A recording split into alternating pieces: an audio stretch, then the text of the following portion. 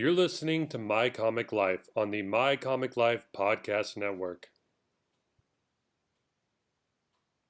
Welcome back to My Comic Life, folks. That's right, My Comic Life, your one-stop podcast for all things geek, nerd, movies, TV, pop culture, video games. Hey, folks, if you're into that, stop. You have found the podcast for you. Joining me each week in the My Comic Life studio, folks, he's the inventor of all of Hawkeye's arrows. Alex, say hello to the folks there, Alex. And also, what are you thinking with some of these arrows, man? They're so dangerous. Well, that some of them are a little dangerous, some of them are a little non-lethal. We're trying to work on the non-lethal side because we are a Disney property here, but it is what it is. Sometimes you got to put the bad guys down. You know what I'm saying? I'm waiting for that pepper spray arrow, man. That one's going to be fun to see. Yeah, the bear mace one is coming. Also, there's a few of them at the shark repellent Yes, arrow. yes. That's a popular one. So.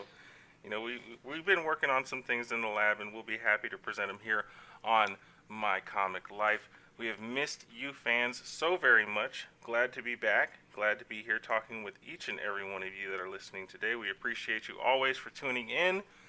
Sam, we have a banger of a show today. What do you got for us? All right, first up, no surprise here, but yeah, first up on the Marvel side of things, Hawkeye looks, I know, it's always the Marvel here on My Comic Life. We should just call this Marveling My Comic Life, But Hawkeye looks to make the holiday season special.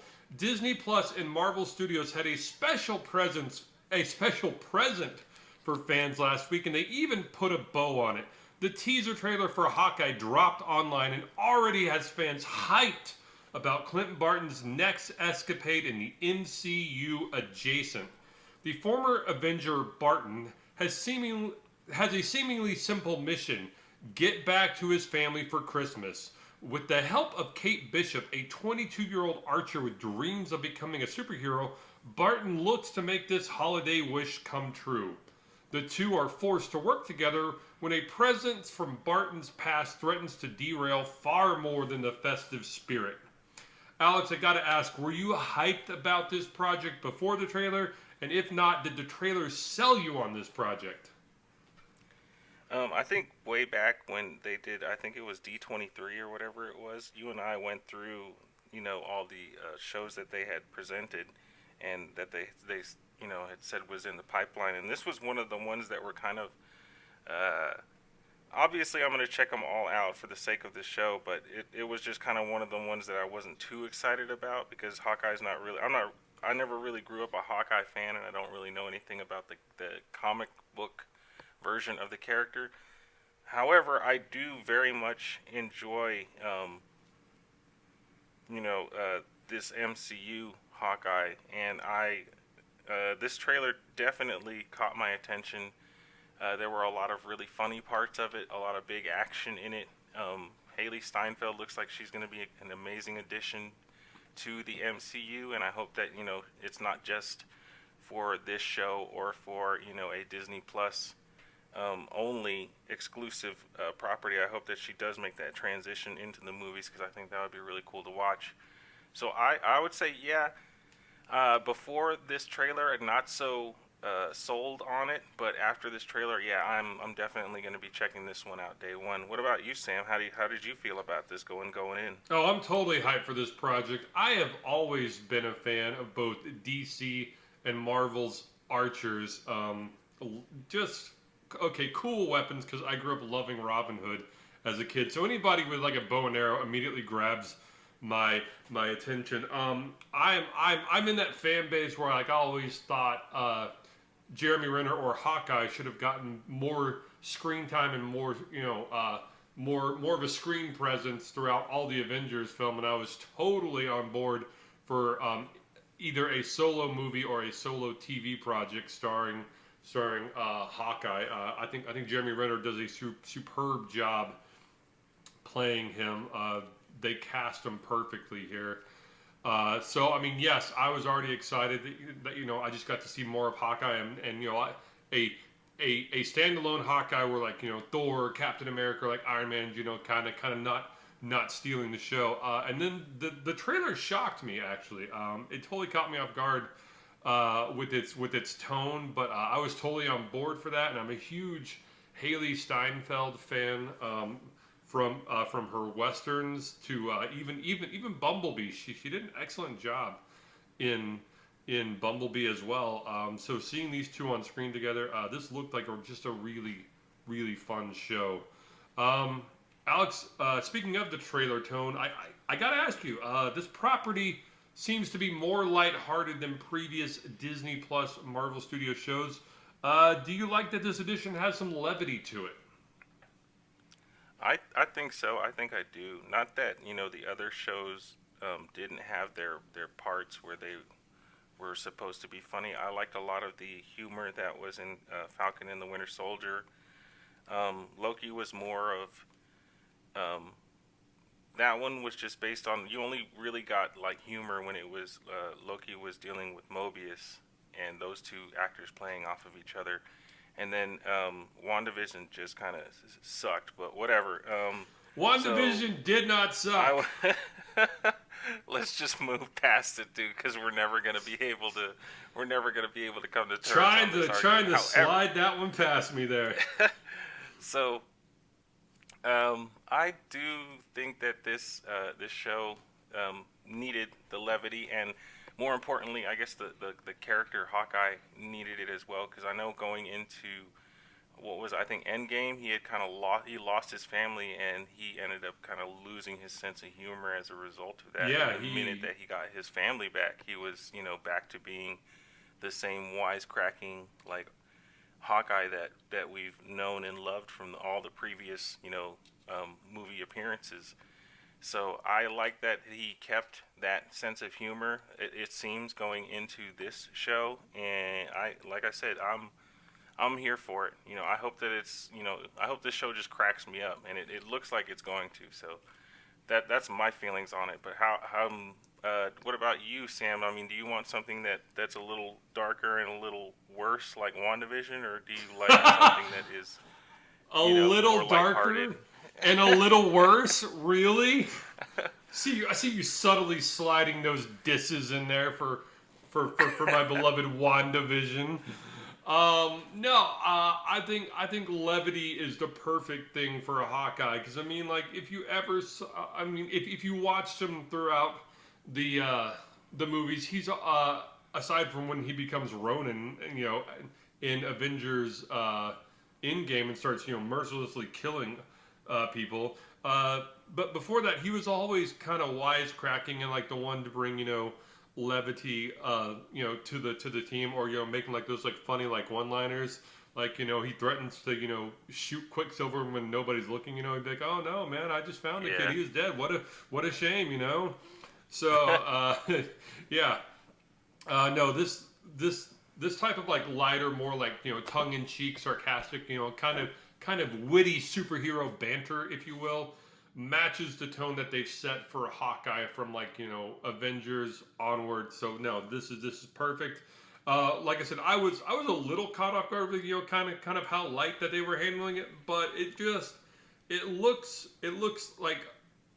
almost like buddy cop fun, kind of like harkening back, like Lethal Weapon or like Rush Hour, but like Marvel style. Right. You know what I mean? And I like that a lot. So no, I'm totally on board for the tone of this trailer and what looks like to be the tone of this TV show. But like that's a really good point. It does really kind of liken to that, like as you said, kind of that Men in Black. How you have the old veteran kind of teaching the young, kind of new person, teaching them the ropes as they go through all these adventures and stuff. And like you said, the humor is going to be a huge part of something like that. And like I told you before, I don't know a whole lot about Hawkeye in the comics, but I did watch him in the Avengers like cartoons and everything. And you are right, he was a lot of times the kind of his humor would really humanize the team and kind of uplift the situation. And so he's a very integral part of the group. I know a lot of times people think that people like Hawkeye and Black Widow don't have any kind of role to play when they're you've got a God of Thunder and a monstrous green giant and stuff like that. So I'm glad that he is getting his due with this with this show. Yes, in fact, as we were saying, the show is going to star Jeremy Renner as Clint Barton slash Hawkeye and Haley Steinfeld as Kate Bishop. The Hawkeye trailer is big on actions and laughs. The miniseries will reportedly have 8 episodes. The TV show was originally tentatively planned as a movie, which would have included, which was even included in Jeremy Renner's contract. However, Kevin Feige felt that it would be a better fit as a Disney Plus show, and Renner agreed to the change. Thank goodness. Alex, I gotta ask, favorite part of the trailer? Okay, I will leave the one for you, and I will say that my favorite part was probably when they were being chased, and he's pulling the different arrows out of his quiver, and he's like, nope, not this one, nope, this one's too dangerous, and he gives her one, and she shoots it, and it blows the car up, and she's like, you're telling me that there's ones that are more dangerous than that, and just the kind of little look that he gave after that. And I know it probably doesn't happen like that in the real show. It's probably cut to ribbons, but it did set the tone, and that was probably one of my favorite parts of the trailer. What about you, Sam? Did you have a favorite part? It was kind of a tie a little bit. There were 2 parts. One part really caught my attention, especially with the Tonys being tonight. You see Rogers, a Broadway musical, being on there, and I'm just like, wait a minute, what? You know what? I hope we get more than 2 minutes of Rogers, a Broadway musical. I'm really fascinated by the fact that they're turning Captain America's life into a Broadway musical. Like, that whole thought cracks me up. But I want to hear some music. I want to see the show, man. So. Oh, I absolutely like. So I. Okay, we'll get into it later on in this show, but yeah, I have a thought on Rogers, but please continue. And the other part that kind of cracked me up, but I thought was cool and made Clint Barton look like a total badass and like really reinforced that this guy is like a amazing archer and has just really heightened senses.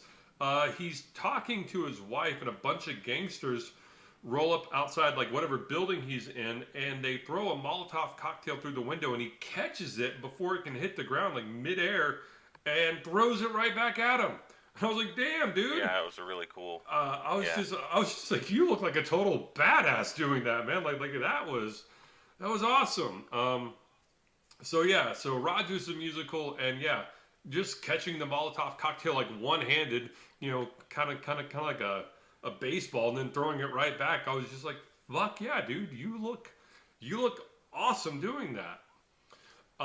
That being said, Alex, do you have any predictions or wild theories you would like to put on the table before we get more information about this project? Come on, man, it's tinfoil hat time. Give me your crazy ideas here. Okay, like I was saying, you had mentioned Rogers. My first prediction is that when we do catch the Rogers musical, whatever snippet of it we catch is going to completely just shit on Hawkeye, and it's going to make him either seem like a real ass or just inept in some way, shape, or form. And I can see him kind of really being upset about that. That would be my prediction number 1. Prediction number 2 is a little bit more serious. I think, and I hope actually, that we get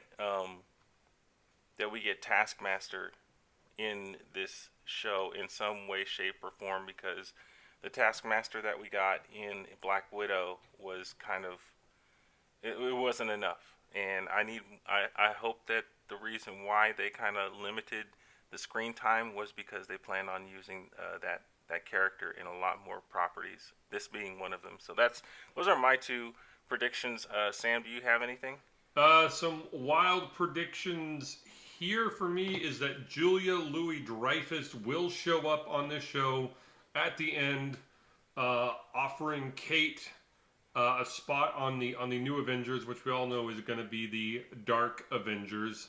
But nobody knows that yet that they're signing up to be part of the Dark Avengers. That would seem a little consistent here. The other thing is that Hawkeye's brother, also known as Trickshot, and is kind of like exactly like Hawkeye, but a villain, may show up in this show, and they have a true archer's duel.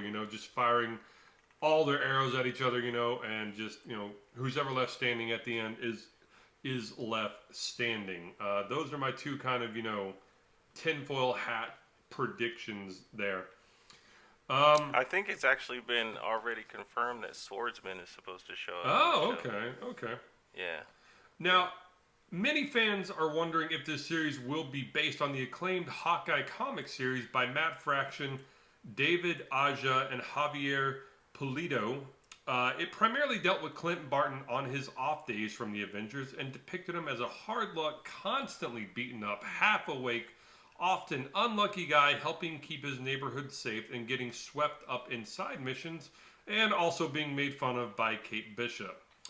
Alex, are you familiar with this comic book version of Hawkeye? Do you like Renner's MCU depiction of Hawkeye so far?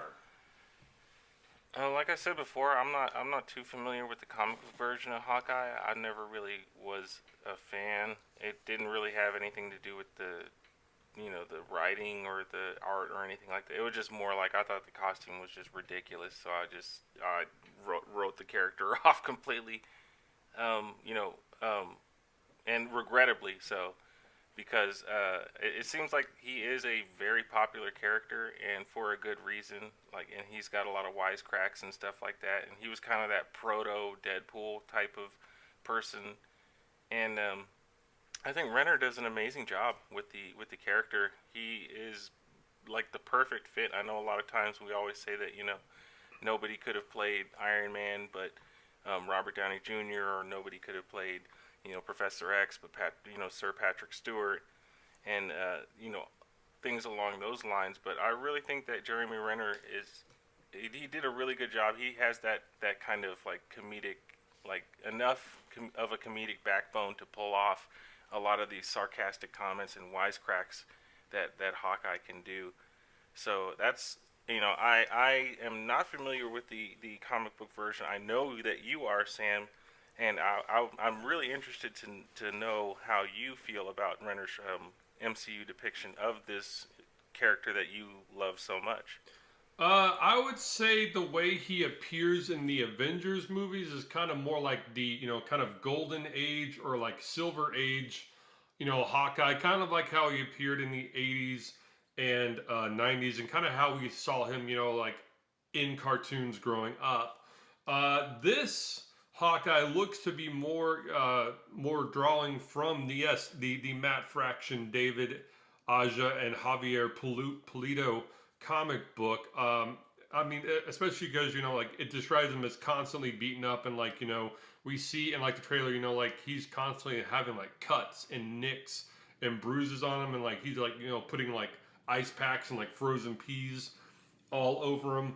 Also, if you look at the just go Google Hawkeye by Matt Fraction, and if you look at the font on like the cover of the Hawkeye comic book, it's the exact same font that they were using for the title card for this Hawkeye TV show. So I think they are going to draw very heavily from those comic books, and those are great comic books.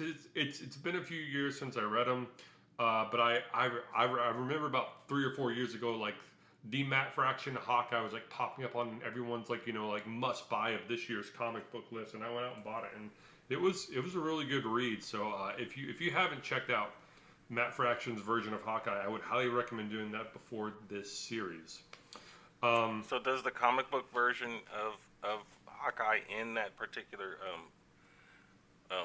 project or that particular story run, does he have a family? Not that I remember. No. He's just kind of like I mean, kind of like the description you have here. It's just kind of Hawkeye on his off days. One kind of running joke to that though is like he's constantly getting his nose broken like left and right, and so he always has like a band-aid and like two really big black eyes underneath.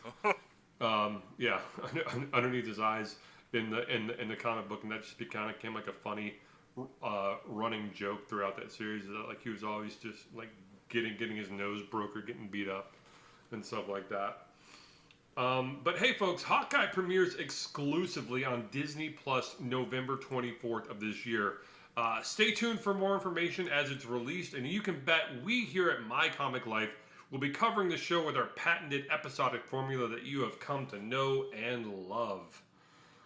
All right, folks, jumping from the Marvel side of things to a gaming galaxy far, far away, Star Wars is coming to mobile, arriving in 2022 for Nintendo Switch, iOS, and Android. Star Wars Hunters released the latest trailer earlier this week. Set in the aftermath of the events of Return of the Jedi, Star Wars Hunter will bring players together in thrilling, team-based multiplayer battles. Alright, so we know that Star Wars video games have always been super popular, but the franchise already has team-based multiplayer games in both Star Wars Battlefront 2 and Star Wars Battlefront 1. Do you think this introduction will cash in on the growing mobile game market, Alex? I'm not sure. I'm not really a gamer when it comes to on my phone and stuff. I'm really more just like I've fallen into like the TikTok hole, man. Like so, I don't do a whole lot of gaming, but it does look very interesting. And I do know that I guess it's called the game was called Heroes and Villains that they have in Battlefront, where you can either be on the side of the Empire, or you can be on the side of the Rebellion, and you kind of pick your heroes along with your friends. And I think I don't know, is it like 3v3 or something like that, 4v4, and you guys just kind of go at it, and you guys have these different abilities that you can charge up and just kill each other with. I would say that the mobile game market is massive. Like not, and you got to think not just about here in America, but I mean like across overseas and everything. Like that stuff is just huge, and so for Star Wars to put their hat in the ring on that, like you get a super popular kind of property like Star Wars to put something together, and it does look very polished. It looks really nice. I think that they could really cash in on that market. So that might, is it kind of like maybe they're just doing it for the money kind of thing? Yeah, maybe, but it's not being done without effort. So you can at least appreciate that. And I'm looking forward to seeing more from this game. What about you, Sam?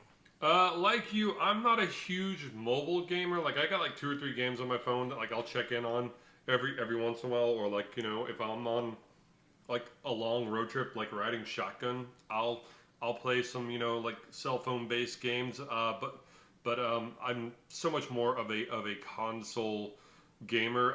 So if I ever get a Switch, I might check this game out there. Some of these team based, like arena combat games, like I'll play them a little bit. Like Overwatch, like I'll play it if my friends are online.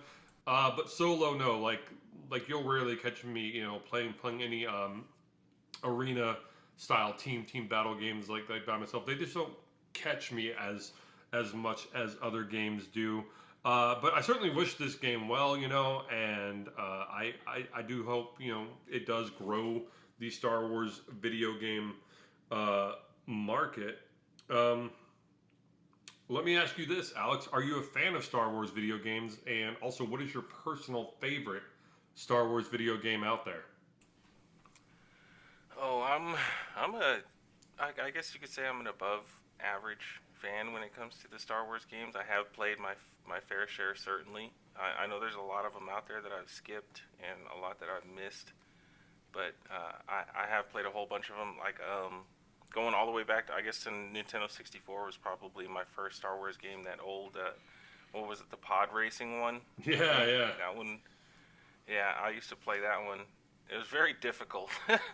But I think as far as my favorite Star Wars game, it might be, and I might be just kind of showing my age here, but I like the Lego Star Wars games. Those are like a lot of fun, and they're really easy to pick up and play with anybody. Even a casual gaming fan will love playing that game, and it's a lot deeper than it looks on the surface. You can kind of like spend your time collecting all the characters and then replay the levels with those new characters to unlock certain areas that you couldn't before. So I'd say, yeah, either the Star Wars, the Lego Star Wars games, or even like I said, going back to Nintendo 64, that old Shadows of the Empire. Oh yeah. That was probably those are probably a couple of my favorites. What about you, Sam? Are you a Star Wars video game fan, and do you have a favorite kind of game? I am a Star Wars video game fan. I've played quite a few. My favorites first would have to be KOTOR or Knights of the Old Republic for the PC. That one was just awesome and offered multiple playthroughs because you could do things the light side or the dark side way. I've even re-downloaded them to my Mac, and I've replayed them a few times, and they are just as engaging and just as fun as I remember. The other one that I really liked was Star Wars Rogue Squadron 2 Rogue Leader for the GameCube. I mean, like, come on, like one of your first missions is you get to do the Death Star run, and oh my gosh, I mean, I know GameCube graphics aren't quite up to par with like today's stuff, but I mean back then, man, like it looked legit, and I really felt like I was making that run on the Death Star. So yeah, no, that one was badass. But yeah, Knights of the Old Republic, hands down, that's my go-to Star Wars game. But in Star Wars Hunter, gamers will be able to choose from members of the Rebellion, Empire, and Bounty Hunters. Now, the diverse cast of playable characters represents different races, and it's easy to see how some could become fan-favorite Star Wars character when it launches in 2022. Some of the confirmed characters that players can choose from include Reeve. She appears to be a powerful warrior wielding the dark side of the Force. Her focus seems to be based on using lightsaber skills in combat to defeat her enemies. Next up, we have Aaron Tal. You know that a Star Wars project can't function without a Mandalorian these days. And this character, this character has all the popular tools, including a jetpack, blasters, and a flamethrower. Next up, we have Sentinel, a stormtrooper that has seen their fair share of combat and packs some heavy weaponry. Also, we have Graz, a physically imposing Wookiee who seems to be a melee specialist tank character. And last but not least, we have J3DI. One of the more weirder combatants, J3DI, is a droid that believes it can wield force powers. Wearing Jedi robes and wielding a blue lightsaber, J3DI promises to be one of the more popular characters that players can choose from.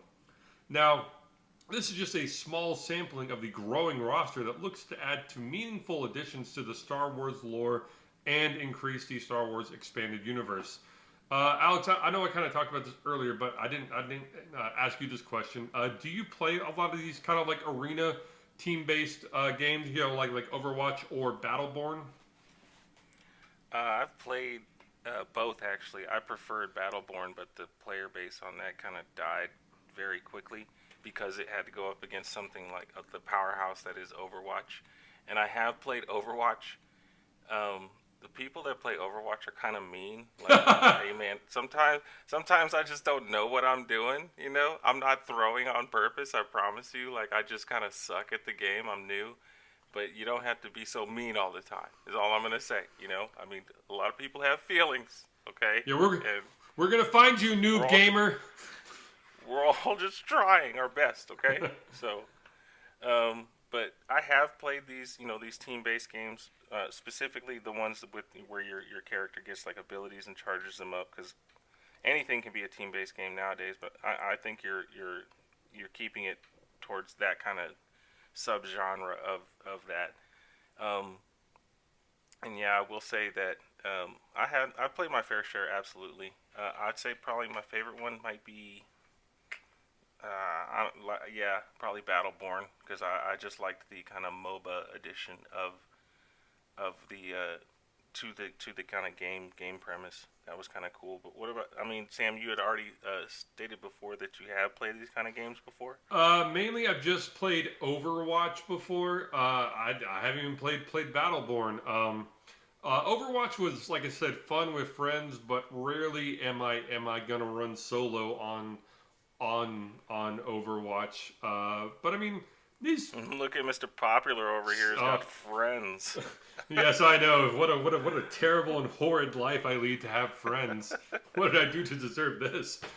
Um, no, like I said, I'm more drawn toward like Spider-Man for PS5 or like Assassin's Creed Valhalla. Those are more the games that like I would invest hours in. But yeah, like I said, like if a friend texts me and says like, "Hey, I'm getting on Xbox to play Overwatch. Do you want to play?" Yeah, sure. I mean, I'll play a few rounds.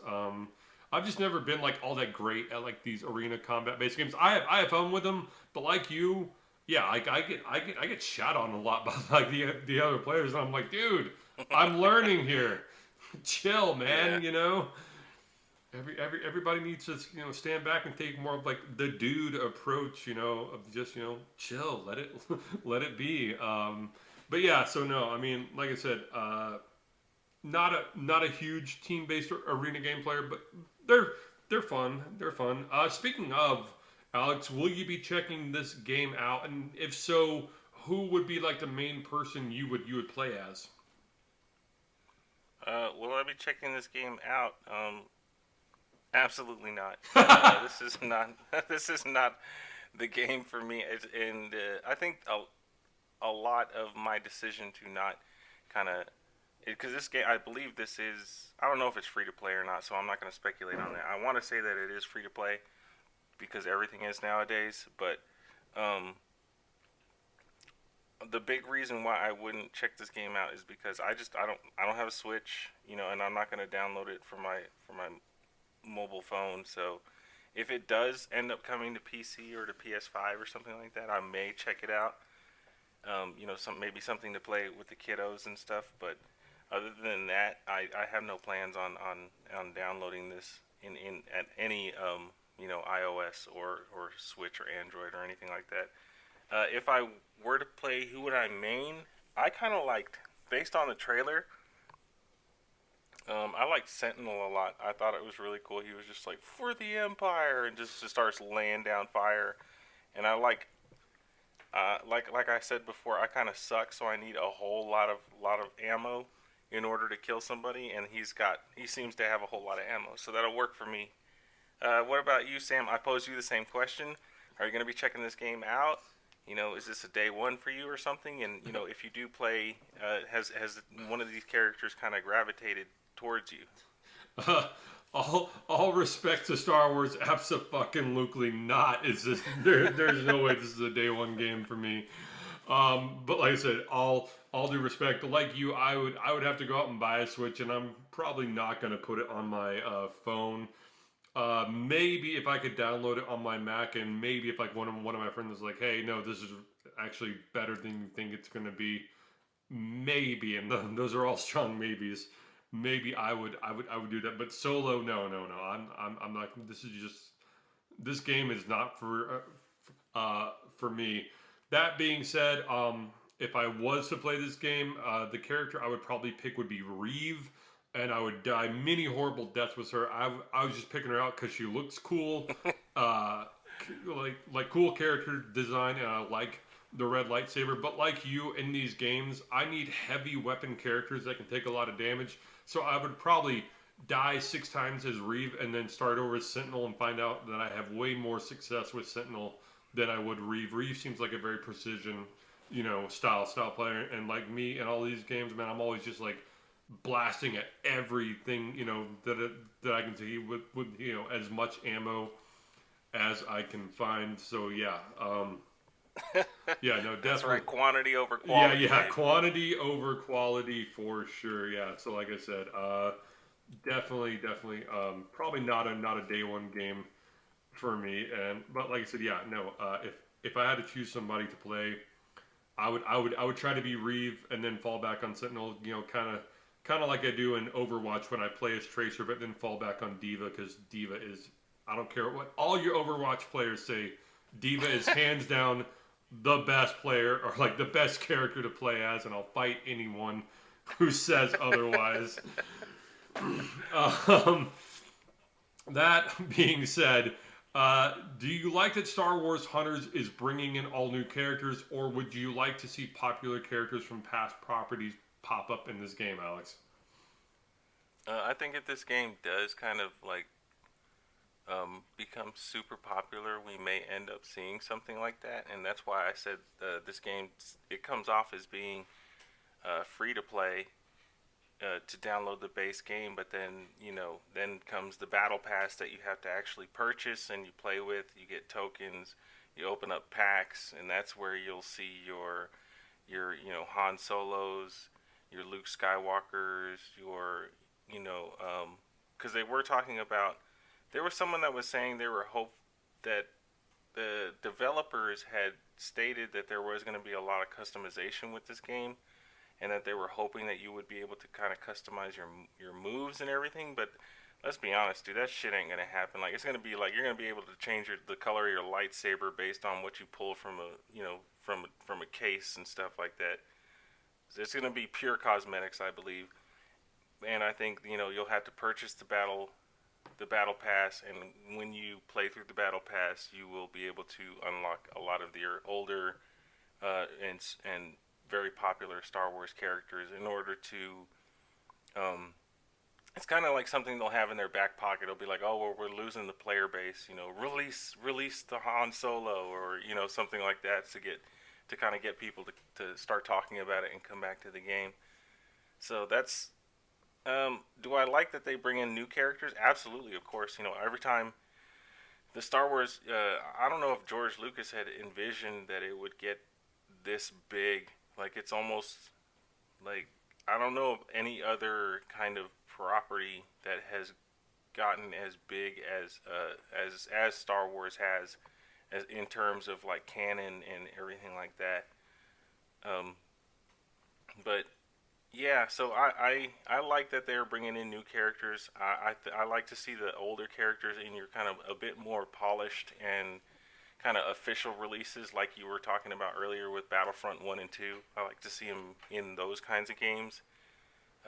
So that's just like my personal preference. I know you may have a different opinion, so I'd love to hear it. No. Okay, you guys don't bring in any of the classic characters. I'm still reeling from Star Wars Connect, in which you had Han Solo dancing to I'm Han Solo, I'm Han Solo. Oh, I have nightmares about that. How could you do that to Han Solo? He doesn't dance. He shoots things, man. Come on. Don't make him hip hop dance. That's just not Han Solo. Well, maybe it is Han Solo, but you guys made him look so horrible doing it. No. No.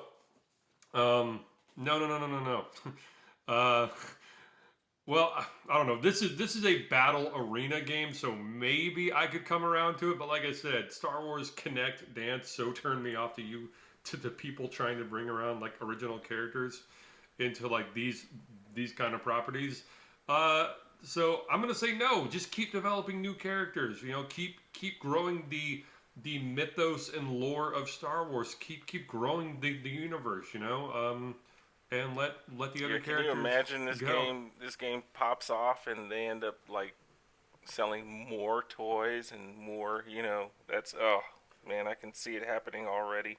Tell you what would make me buy this game what would make me play this game, and the only character I would be okay with you bringing back in. And Alex, you know where I'm going here. Of course.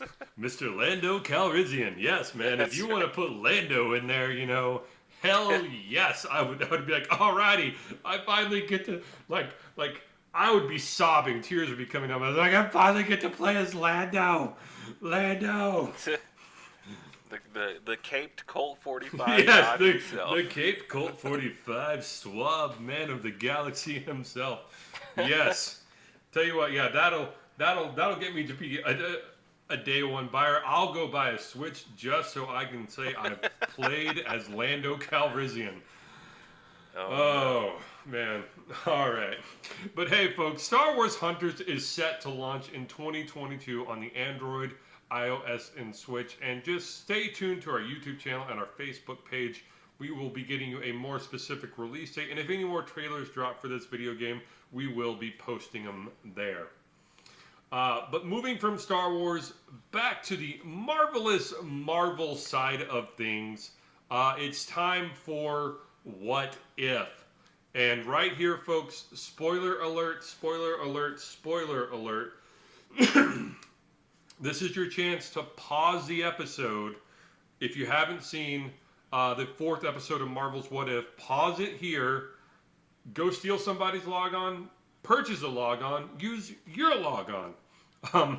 Watch the episode. You know what? Don't immediately go to stealing. Sorry, don't immediately go to avenues. stealing. Maybe that shouldn't be the first words out of my mouth in this segment every time. Is go steal somebody's logon. Anyway, pause the podcast, watch the show, and then come back and start it here. I'm going to give you that famous My Comic Life spoiler alert countdown. We're going in 4, 3, 2, 1. Spoiler alert, here we go. The 4th episode of Marvel's What If is titled, What If Doctor Strange Lost His Heart Instead of His Hands?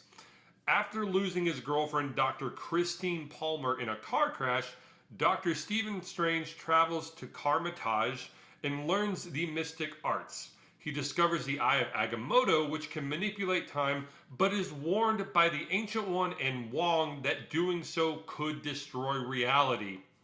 2 years later, Strange repeatedly attempts to use the eye to save Palmer, but she still dies in every scenario.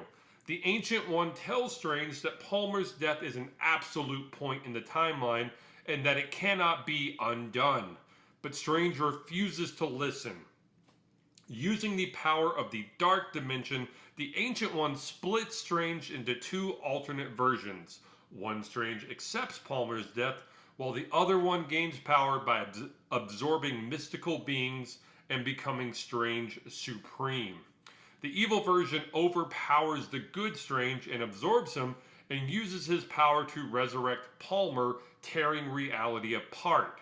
Strange Supreme begs the Watcher for help, but he refuses to intervene. Palmer disintegrates and the universe collapses, leaving Strange Supreme to grieve alone. Man, Alex, this episode was a much darker one than previous episodes of Marvel What If. Do you like that every story doesn't have a happy ending? I enjoyed this episode quite a bit. It was way different. I think what was it and like we've been talking about, each episode has kind of had its own theme. The first one was your action adventure. I think the second one was the heist with T'Challa. The third one was the murder mystery with the Avengers, and then this one you have kind of your lost love type of, like almost like a Twilight Zone type of episode. And it was done very well, and I did, it was kind of at the end of this episode, I was just like, oh wow, okay, so not all of these are gonna wrap up very nicely, like like your old school Goosebumps episodes where it was. And I can appreciate that because, like take the old school Goosebumps episodes for example. Like I could never really get into them because you always knew that at the end everything would be okay. So knowing that that's not the case, watching this show, it makes me invested on a completely different level because I realize that it's not all of this is going to be okay at the very end. So I did appreciate that they kind of took that risk, and it shows that they really do care about this property. But what about you, Sam? Did you like the way that the story was structured, specifically the ending? Yeah. Not everything gets a happy ending, you know, and yeah, it was nice to kind of be thrown this curveball here because like the last couple of episodes before this one, like you said, were kind of action oriented or just kind of like fun. But this one, I mean, kudos to the animation and to the voice acting. Like I really felt for these characters here.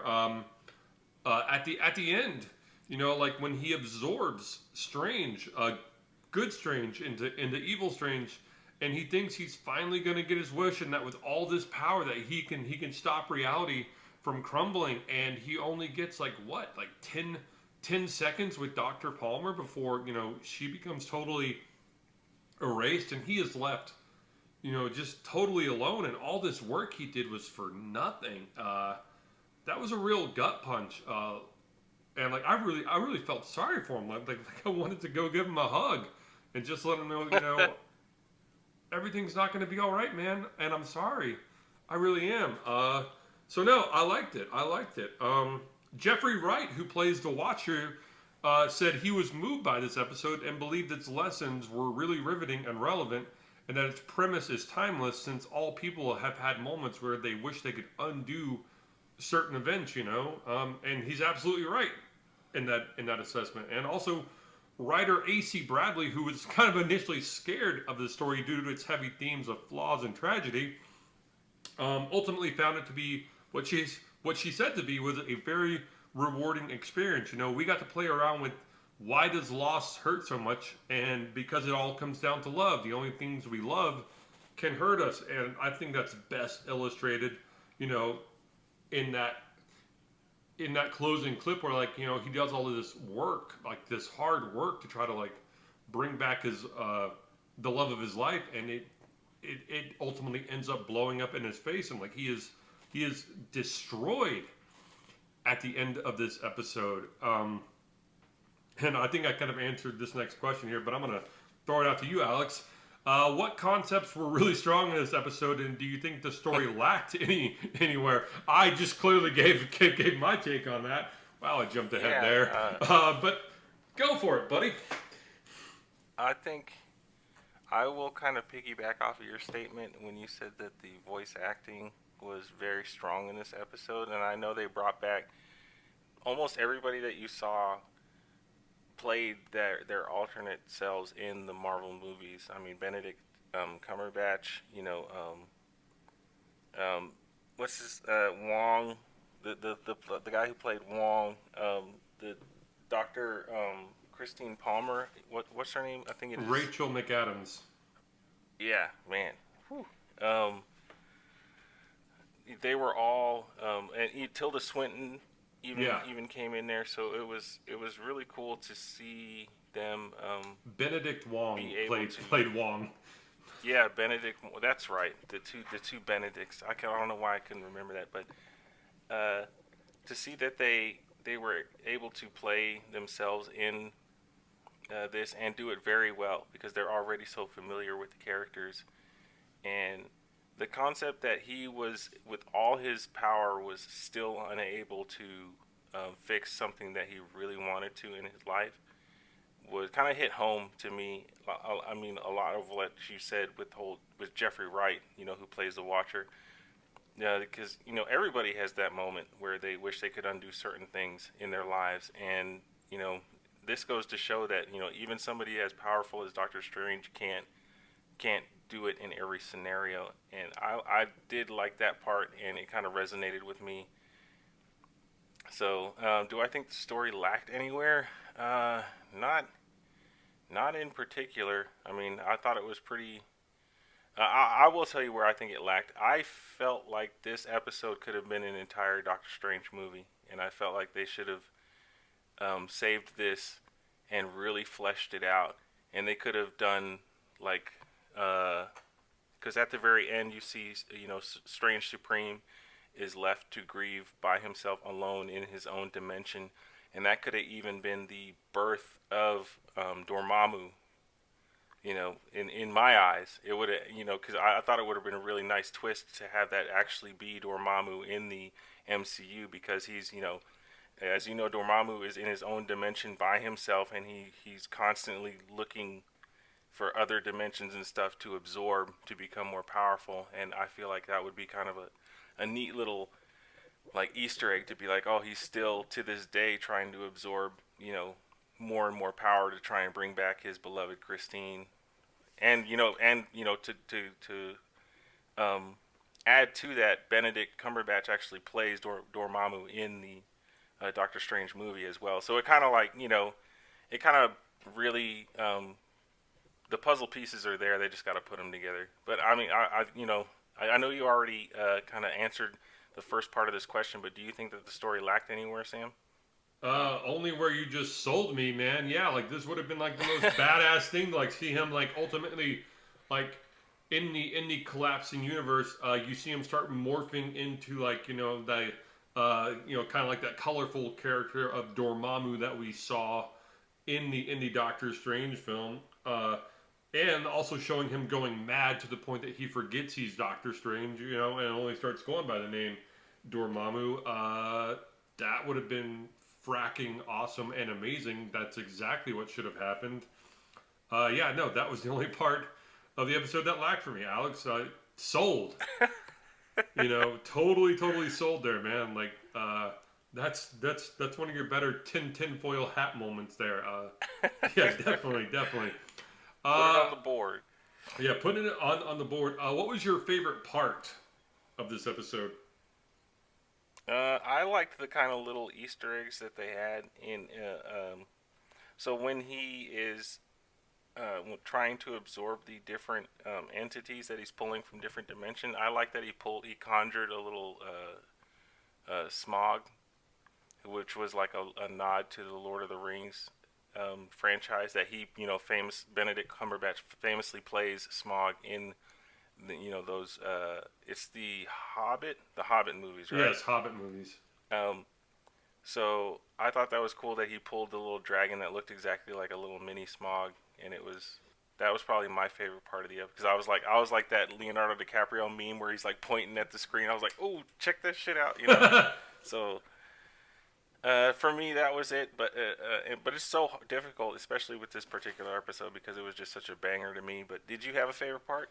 Once again, we are of like minds there. Yeah, seeing him starting to absorb all the alternate dimension creatures, and seeing how it kind of changed him, like it changed his personality. Like he thought he was still Doctor Strange, but I mean absorbing all those evil creatures, and trying to hold them inside of him. I mean, like that definitely that changed who he was, and he stopped being Stephen Strange, doctor, and more just like an evil being, but I think also that harkens back to what is it like, true villains don't see themselves as the villains of their stories, like they think what they're doing is good and right, and is going to help them or like help the world and everything. And I think this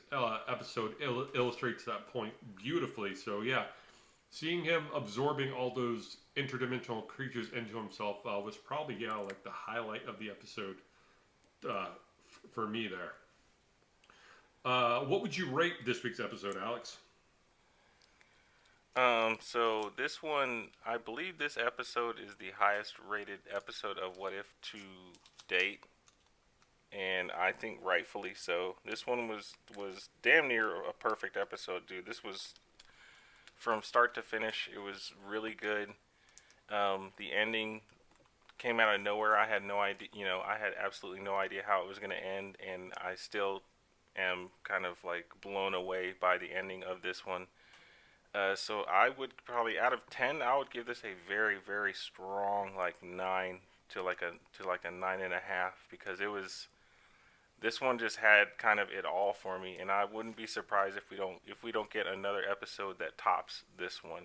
What would you rate this week's episode, Sam? I'd give it a solid 8.8 to a 9. I mean, that was just a very well-rounded, just great episode. Yeah, so like a solid, a very strong B plus, almost flirting with that A category there for me. But yeah, no, wonderful episode there, and yeah, like you said, just very strong episode, especially thanks to the original cast of Doctor Strange coming back to reprise their roles. Well, folks, this wraps up another great episode of My Comic Life. We really appreciate you listening. Please continue to like our Facebook page at My Comic Life, and also look us up on YouTube. We have a small but dedicated fan base on YouTube, and we're looking to grow that channel. Just look for that oh so fabulous, oh so amazing, oh so wonderful My Comic Life logo, and just click that subscribe button. That really does help the show, and it really helps grow the show, and it does mean a lot to us. Apologies to Kevin Smith. I know you just wrapped Clerks 3, and we were going to have you on to talk about it, man. Damn it. Next week, Kevin. Next week for sure. We're gonna get you on the podcast. You, brother. Next we got week, you. Man. But also, shout out to our My Comic Life fan of the week, Kate Libby from Cannon Beach, Oregon. Kate Libby, we appreciate you so much for, liking our Facebook page and emailing us your ideas for the show. Thank you again, Kate Libby from Cannon Beach, Oregon. Kate Libby, you are our My Comic Life fan of the week. Salute to you. Salute to you, Kate. I know that you hate WandaVision as much as I do. Oh my gosh. All right, folks. That wraps up this episode of My Comic Life. So, as always, ditch the herd, be a nerd, stay strong out there, my friends.